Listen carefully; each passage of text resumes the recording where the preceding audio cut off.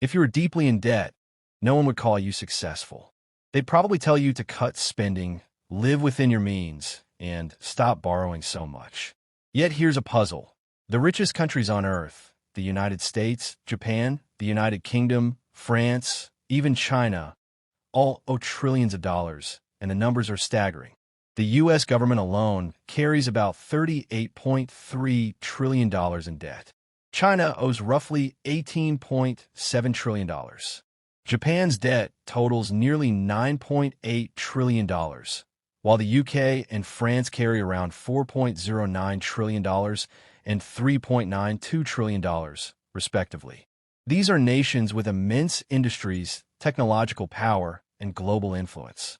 And yet, their debts tower over almost everything else in the world. On the surface, it doesn't make sense. How can countries so wealthy, so sophisticated, be broke in the way ordinary people understand debt? Part of the confusion comes from the way we naturally think about money. Most of us learn that debt is a warning sign. You borrow money, you owe it back, and if your debt grows faster than your income, you're in trouble. For individuals and households, that logic is simple and brutally effective. Overspend, and eventually the system collapses. Bills go unpaid, interest accumulates, stress rises. But governments don't operate under the same constraints. A country isn't a household, and its finances aren't bound by a working lifetime or a single paycheck. A sovereign nation has continuity, institutions, and authority over its own currency. That difference changes everything. When a country borrows money, it doesn't usually do so because it's broke. It borrows because it has chosen to spend more than it collects in taxes over a period.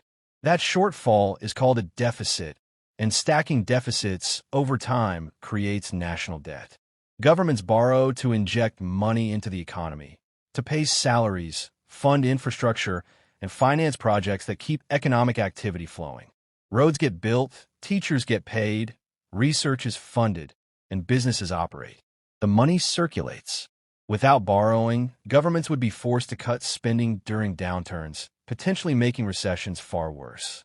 Debt, in this context, is a tool, a way to smooth the rough edges of economic cycles. Another surprising fact: debt is not inherently dangerous for rich countries. What matters is not the absolute number, but its scale relative to the economy. Japan's $9.8 trillion debt might seem shocking until you realize it is over twice the size of its annual GDP. The United States' $38.3 trillion represents roughly 100% of its GDP. These nations function normally because their economies generate enough wealth to service that debt, and because investors trust them to continue doing so. Debt becomes a problem only if confidence erodes, interest payments overwhelm revenue, or economic growth stalls. Until then, debt is a manageable, even strategic choice. Debt is also deeply embedded in the financial system itself. Government bonds aren't just IOUs, they're foundational assets. Banks, pension funds, insurance companies, and central banks all rely on these instruments. Remove government debt, and the system would destabilize. Debt, in this sense, is not a liability to fear, but the scaffolding that underpins global finance. Rich countries remain in debt because they can. Their institutions are strong, their markets deep, their legal systems reliable, and investors confident. Debt is cheap, predictable, and even profitable when managed correctly. One counterintuitive point: countries like the US, the UK, and Japan borrow primarily in their own currencies. This means they can technically create money to service debt, though, of course, unrestrained printing would lead to inflation. Unlike a household, a sovereign country has the power to influence its monetary system in ways that fundamentally change the meaning of running out of money. The real limits are political, social, and economic stability, not solvency in a literal sense. Debt is not about scarcity, it's about credibility.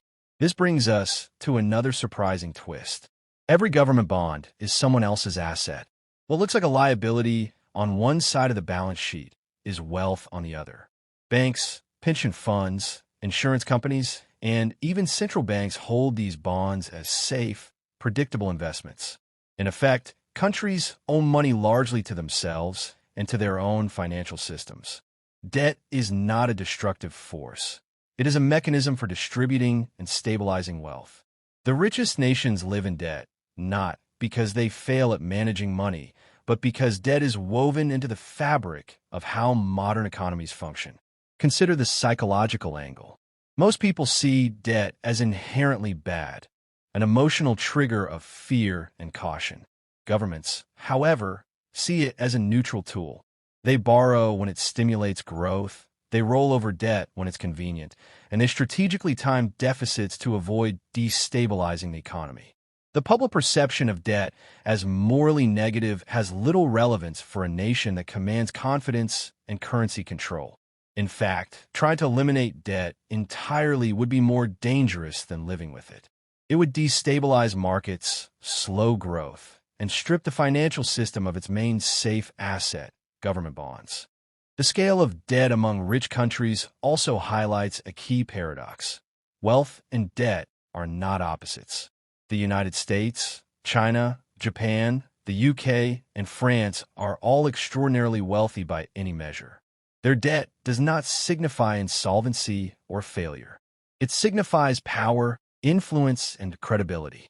Debt allows governments to function more effectively, finance long-term projects, and maintain economic stability without the rigid constraints that households face. Understanding this flips the conventional assumption on its head. National debt is not a moral failure. It is a strategic, rational, and often beneficial feature of modern economies. Another subtle point is that debt levels communicate trust. The willingness of investors to lend trillions of dollars at historically low interest rates reflects confidence in these nations' ability to manage and sustain debt. High debt accompanied by low interest rates signals strength, not weakness. It signals that the financial world trusts these governments to fulfill obligations and maintain stability. If the public understood debt in these terms, the shock and fear associated with headline numbers like $38.3 trillion for the U.S. or $9.8 trillion for Japan would evaporate. Debt becomes a badge of stability, not an indictment of fiscal irresponsibility. The paradox deepens when you consider ratios. Japan's debt exceeds 230% of its GDP, far higher than any other developed country, yet the country functions. Investors continue to buy government bonds. Banks continue to lend. Economic activity continues. The reason is trust, governance, and control over currency, not magic. Similarly, the United States debt, while enormous in absolute terms, is balanced by the size of the economy, its global reserve currency status, and the confidence it inspires worldwide. Debt in these countries is manageable precisely because of their power and institutional structure. By now, it should be clear that national debt in rich countries is not a problem in the way most people think. It is a tool, a stabilizer, a financial asset, and a reflection of confidence. It allows governments to smooth economic cycles, fund long-term projects, and maintain financial systems. It is intimately tied to trust, institutions, and the power to issue and manage currency. Wealth and debt coexist because debt is functional and strategic, not inherently dangerous. So, when you see headlines about the United States owing $38.3 trillion, Japan owing $9.8 trillion, China $18.7 trillion, or the UK and France each owing around $4 trillion, don't panic. These numbers are enormous, yes, but context matters. They represent a system that works differently than personal finances, one in which debt is a feature, not a bug. The real lesson is that the richest countries in the world understand debt in ways most people do not. They leverage it, manage it, and live with it comfortably, because in the realm of nations, debt is not the enemy. Misunderstanding it is. And perhaps the most important insight to leave you with is this. The goal of a rich country is rarely to eliminate debt. The goal is to manage it intelligently, use it strategically, and ensure the system around it is stable. National debt is a testament to the power, sophistication, and credibility of these nations. It's not a failing. It's a feature of modern economics that allows them to keep functioning, growing, and influencing the world, all while owing sums of money that would terrify any household. In the end, the paradox disappears once you understand the rules. The richest countries are always in debt because debt is integral to the way their economies operate. It's a signal of trust, a tool for growth, and the scaffolding of modern financial systems.